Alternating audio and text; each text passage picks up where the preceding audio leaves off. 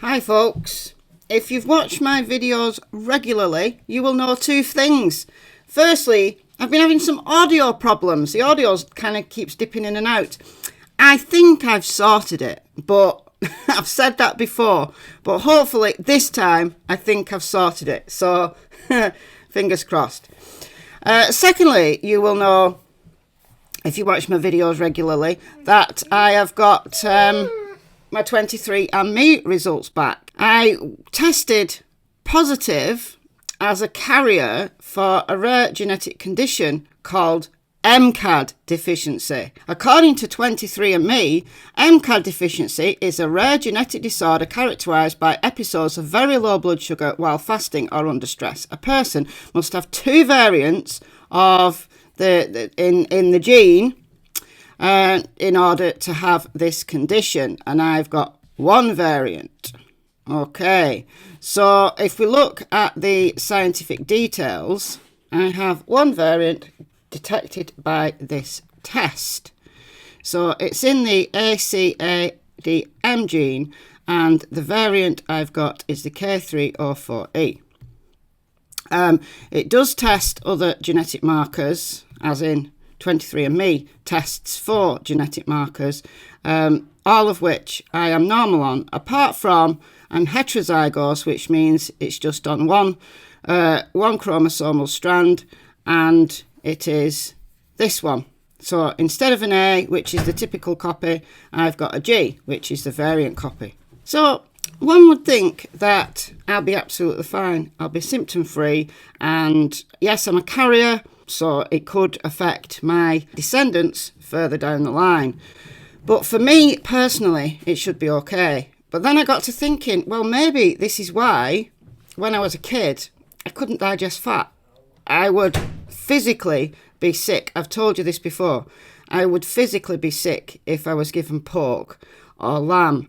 And even now, it makes me feel sick. It makes me feel sick to think about those things. And I've always felt better off a higher carb, lower fat diet. Even before I went vegan, that's been my preferred mode of sustenance, is I feel better off high carb. Now, there are people who constantly come into my comment section who say, "Oh, Michelle, you've got this, you've got chronic fatigue. You should try keto." And they get really quite insistent that I try keto.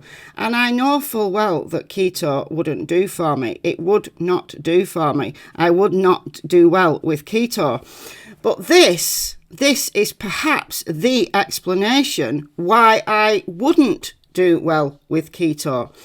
And it got me thinking that if I'm heterozygous for this particular condition, and if I'm having some mild symptoms, then other people in the population who don't know they're a carrier for this might also not do well with keto, and it might even be dangerous for them to try keto. And I believe it would be dangerous for me to try to survive on a keto diet.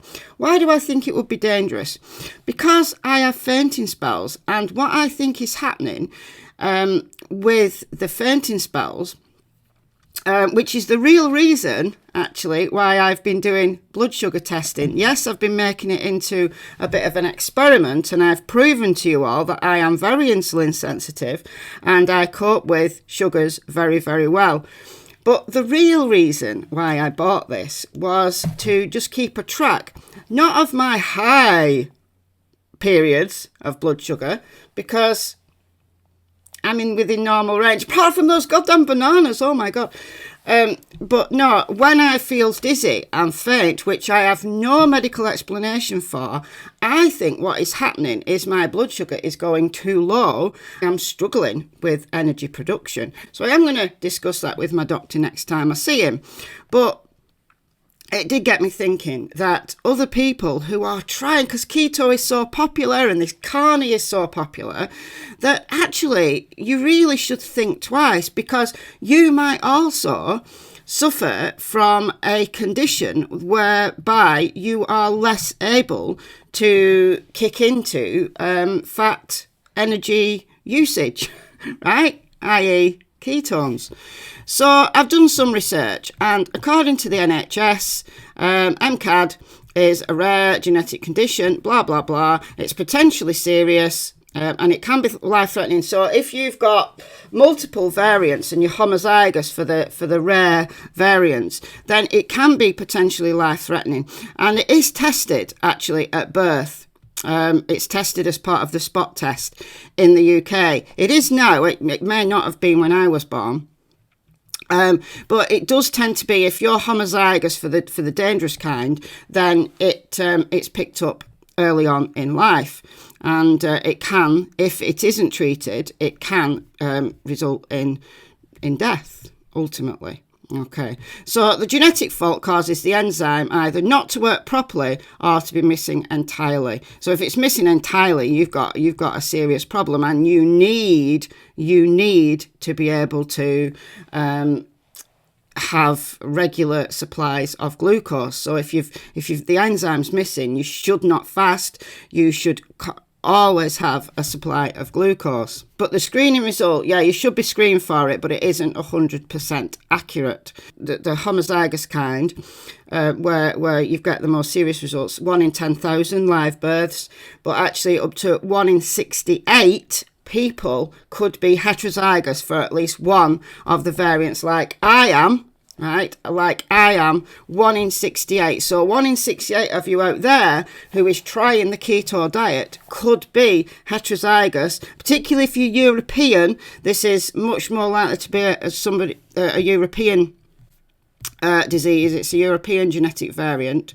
So this is the Genetic Metabolic Dietitians International website, and again it tells us, this is an American website, it tells us in the US the incidence is 1 in 10,000 amongst Caucasians, but lower in African Americans and Latinos. It is a recessive gene, most commonly this one, which is the one I've got. Glucose is the preferred energy source in cells. Glucose derived from stored glycogen is used during short-term fasting. Stored fat is utilised for energy when glucose sources are being depleted. We know all this, and that's what you keto people want to happen, isn't it? But when there is a loss of MCAD activity, it results in a protein without sufficient enzyme activity to catalyse the first step of oxidation of medium chain lengths of fatty acids, which means that you have either that enzyme missing altogether, and as I said, that's becomes the more serious for your energy production, or it could be that you're producing it but not producing it very well, or not producing it in the right kind, whatever. I don't know enough about it to be able to tell you exactly what's going on in the biochemistry,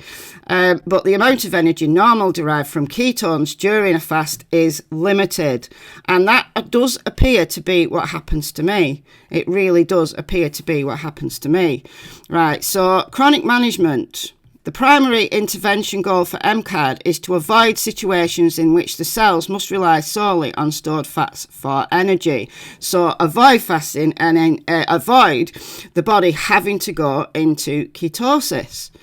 Now, as I said, in the most serious kind, it can result in death. Is it going to result in death for me? No, it's not. But it could well be the reason why I'm fainting. As I said, that my blood sugar is going too low, and I am heterozygous for just one variant. I've mentioned this in previous videos, and people have said, "Oh no, you must be homozygous for it to be a thing, Actually, no, you don't. To get the full-blown MCAD experience where it's potentially really, really serious, yes, you have to be homozygous, apparently, and have multiple variants. Right, I've just got one variant, but still, it does appear that those of us who are heterozygous can have symptoms. So in this case study, a 16-year-old girl with MCAD deficiency was admitted for something else, and she's got elevated blah blah blah mutation in chromosome 1, low MCAD activity, and she is heterozygous. If you read this, she is heterozygous. She's got one variant, as I have, and she is showing the symptoms.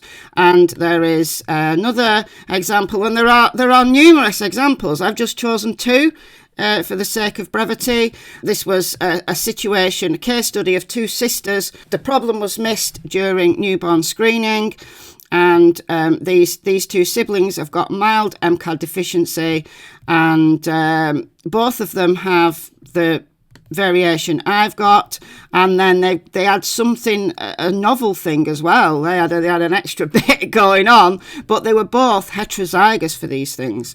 So guys, what I would say is, if you are being encouraged to try keto, or you want to try keto because of its maybe weight loss, or you think that it's healthy, then think again. Our preferred method, right, of energy supply is glucose.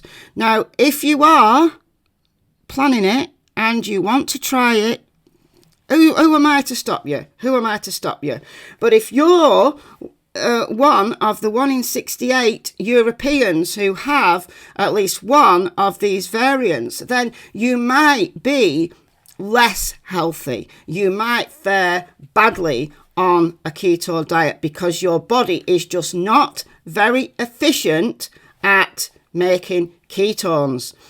And if that is you, if you're any one of the 1 in 68, keto diets are not for you. And I'm not using this video to slag off the carnivore diet or to slag off the keto diet, because this applies equally to vegan keto as well, right?